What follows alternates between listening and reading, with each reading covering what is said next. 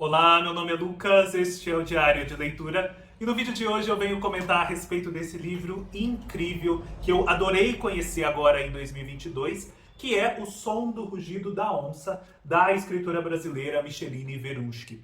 Este é um livro que vem sendo merecidamente premiado, ficou em segundo lugar aí no prêmio Oceanos e também ganhou o prêmio Jabuti de melhor romance de 2021. E ele é muito especial, esse livro, porque o que ele faz é muito diferente. Aqui a Micheline Verunski vai pegar fatos históricos acontecidos no século XIX e vai dar a eles uma nova perspectiva, explorando aspectos que não eram tão comentados e principalmente explorando esses aspectos a partir de um olhar que raramente é um olhar que é transposto para a escrita e levado ao nosso conhecimento. Antes de continuar com esse vídeo, no entanto, eu gostaria de pedir a você que gosta do conteúdo que eu produzo, desse tipo de conteúdo, que me apoie.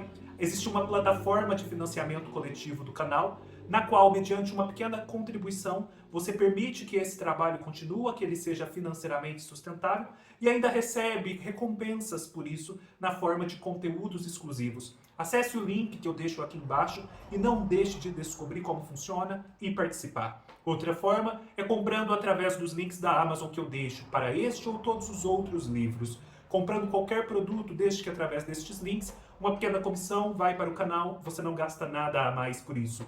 Curtir, comentar, se inscrever no canal e ativar o sininho são outras formas de contribuição. Desde já eu agradeço a você que se envolve. O episódio do qual parte a Micheline Verunski é a expedição que dois naturalistas alemães muito famosos, o Spitz e o von Martius, fizeram ao Brasil no início do século XIX, quando a corte havia acabado de chegar aqui no Brasil em 1808.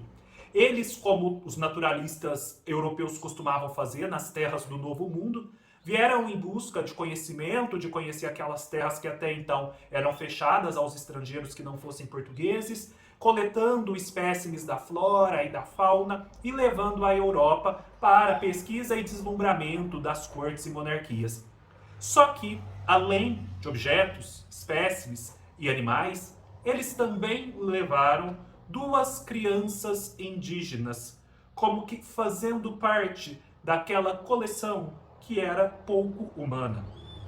E essas crianças são levadas para a pesquisa, o espetáculo e para um resgate, que não é um resgate, na verdade é um exílio das suas terras originais. E elas vão para a Europa, a menina Inhê, do povo Miranha, e o menino Juri, do mesmo povo, de um povo homônimo. E ali, isso não é um spoiler, porque a gente já sabe desde o começo, eles vão, ficam um tempo, e por conta de todo o contraste, de toda a distância, de todo esse contexto novo, acabam adoecendo, perecendo e morrendo ainda muito jovens. Essas crianças existiram, ficaram esquecidas, e pouco se falou sobre a história delas, sobre esse movimento de desgarramento e objetificação, que é também uma metonímia e uma metáfora para todo o processo de colonização e extermínio dos povos indígenas que acontece ainda hoje desde 1500 com a chegada dos portugueses ao Brasil. E a grande sacada do livro, o que o torna incrível, é que a Micheline Verunski vai adotar o ponto de vista dessas crianças e a cosmovisão indígena muito particular que elas têm para enxergar esse rapto, essa travessia do grande oceano Atlântico e, por fim, a chegada à Europa e às terras frias da Alemanha, ao convívio com a corte. E assim, a gente consegue pensar um pouco em como deve ter sido para essas crianças ver o mundo do europeu com os olhos, com as referências, com a visão de mundo, a cosmologia própria dos povos originários. Assim, da mesma forma como as crianças e os povos originários veem uma profunda relação com a natureza, né? A natureza falando, ditando as suas regras, sendo uma interlocutora e uma agente nesse mundo maior do indígena. Eles chegam à Europa, eles sentem as saudades e o desgarramento das suas terras ancestrais, mas também conseguem enxergar na natureza da Europa a mesma natureza que existia aqui, sob uma forma diferente. Também ela dialogante, agente e capaz de interagir com quem tem olhos para ver, ouvidos para ouvir e sabe a sua linguagem. Com isso, a Micheline Verunski não só traz à tona a temática indígena, como faz perceber o quanto faz falta essa outra visão, esse exercício da alteridade, esse olhar com os outros olhos que não são os nossos. Quando ficamos simplesmente repetindo sobre os problemas que os indígenas enfrentam, os problemas com as suas terras, do extermínio, o extermínio da sua cultura, a gente faz isso com muito distanciamento com a nossa própria linguagem.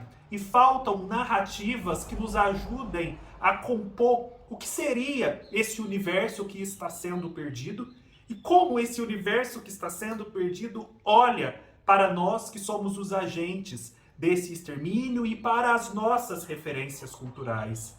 Então, a menina, quando ela passa a narrar o que é o Spix, o que é o von Martius, o que é a corte na Alemanha, o que é o Rio de Munique, sob essa sua perspectiva muito própria, ela compõe esse nosso imaginário de um modo novo e nos ajuda a dar densidade às questões atuais que ainda graçam e que ainda precisam ser resolvidas.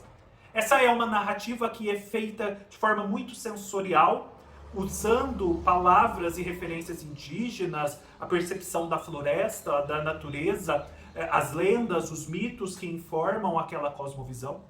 E ao mesmo tempo ela é entremeada e pontuada aqui e ali com uma narrativa que ajuda a trazê-la ao presente, que é a de uma moça do Pará, que num tempo que é o nosso, vai para São Paulo e por uma série de razões para se estabelecer nessa nova terra, ela precisa cortar as suas raízes, cortar as suas relações com a família de origem.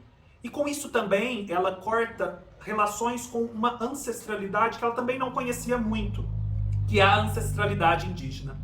Entretanto, ali na cidade grande, na cidade metropolitana, em São Paulo, um dia ela vai a uma exposição. É possível identificar que é uma exposição da Brasiliana, do Instituto Itaú Cultural, na Avenida Paulista.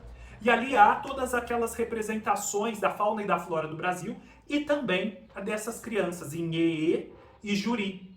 E ela passa a se interessar pelas crianças, a descobrir que foram levadas para a Alemanha, para esse destino fatal, e passa a ter um processo de transformação por conta disso, na medida em que ela vai pesquisando. Eu acho que isso representa muito do que a própria Micheline Verunski viveu ao escrever o livro. Eu não acredito que essa seja exatamente uma narrativa em paralelo. Acho que ela é mais uma pequena narrativa que pontua a narrativa maior, que se passa no século XIX, e a ajuda a estabelecer a conexão com os tempos atuais, o quanto essa narrativa do século XIX ainda reverbera sobre os brasileiros e a constituição da brasilidade e o cuidado com os povos originários. E um outro ponto, e aí sim, de uma forma ainda maior, que faz essa conexão, que mostra que o que aconteceu no século XIX reverbera ainda hoje, é a questão da onça. Aqui o título alude o som do rugido da onça. Por quê? Porque a menina Inhê teve uma experiência muito particular. Quando ela era muito criança, ela foi um dia para a beira do rio, sentindo-se atraída por um animal, e esse animal era uma onça que muito provavelmente a devoraria, e ali, no entanto, a onça não a devora, fica junto dela na beira do rio, como se fosse num gesto de amizade. Os pais, a tribo, descobrem isso, a onça depois foge. Todos ficam muito preocupados porque a onça também era vista como uma inimiga, afinal, ela era uma predadora. E alguns ficam com a desconfiança de que aquela menina se unira à onça, se unira ao inimigo e, portanto, já não constituía um membro confiável daquela tribo. Enquanto outros, principalmente as autoridades espirituais, o pajé, o seu avô, ele acredita que a menina estabeleceu ali com a onça uma aliança. Ela se transformou um pouco na onça, algo do tipo, há toda uma visão muito particular dos indígenas sobre a relação entre os homens e os animais e as alianças que eles podem estabelecer, a questão dos animais de poder, dos totens e por aí vai. E aí, essa menina passa a ter uma conexão muito particular com essa onça essa onça, ela acompanha a menina, esse espírito, esse arquétipo, vamos falar assim de uma forma meio equivocada, mas para que a gente possa entender, ele acompanha a menina nessa dificuldade fatal que ela vive no outro mundo, que é a Europa, e aquela onça é o elemento que, num plano mais telúrico, poderíamos dizer, vai cobrar o que aconteceu com a menina, vencendo as barreiras do tempo e do espaço, fazendo com que a justiça precise ser feita e seja feita no presente e no futuro próximo.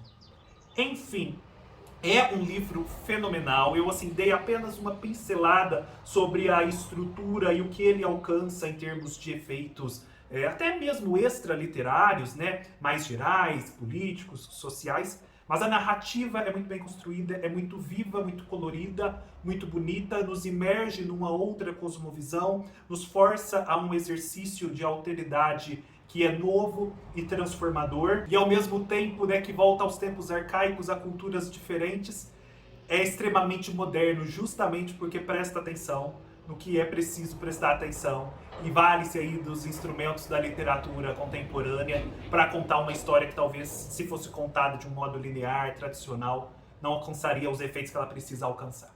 É isso, espero que vocês gostaram. Se gostaram, deem like, deixem seus comentários, se inscrevam no canal e até mais.